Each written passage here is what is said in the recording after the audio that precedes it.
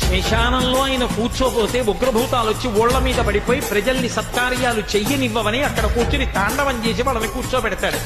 పార్వతీదేవి అడిగింది మహాభారతం అనుశాసనిక పర్వంలో, శుభ్రమైన కైలాసం ఉండగా, ఇంత ఐశ్వర్యం ఉండగా, చింతామణి గృహం ఉండగా శ్మశానంలో ఎందుకుంటున్నారని అడిగింది. అడిగితే ఆయన చెప్పాడు, పార్వతి బతికున్న నాళ్లు అన్ని చోట్లకి వెడతారు, ఏమీ తోచట్లేదు, శ్మశానానికి వెళ్ళొద్దామని ఎవరు రారు పార్వతి. నేనంతవాణ్ణంటాడు, పొరుగ్గా ఉన్నానంటాడు, తెల్లగా ఉన్నానంటాడు, పండితుడంటాడు, పద్యాలు నాకు నోటికొచ్చంటాడు, ఉపన్యాసం చెప్పగలనంటాడు, నాకు పాటలు వచ్చంటాడు, నేను నాట్యం చేస్తానంటాడు, నేను అధికారినంటాడు, నా దగ్గర డబ్బు ఉందంటాడు, నేను పాట పాడగలనంటాడు. ఇన్ని ఉన్నాయనుకున్న వాడిలోంచి ఊపిరి బయటికి వెళ్ళిపోయిన తరువాత వాడిని తీసుకెళ్లి 4 కొత్త కర్రల మీద పడుకోబెట్టి చాప చుట్టి తాడు కట్టి పైన నూలు బట్ట కప్పి తీసుకొచ్చి అన్నీ తీసేసి కర్రల మీద పడుకోబెట్టి కాల్చేస్తుంటే జీవుడు లేచి నిలబడి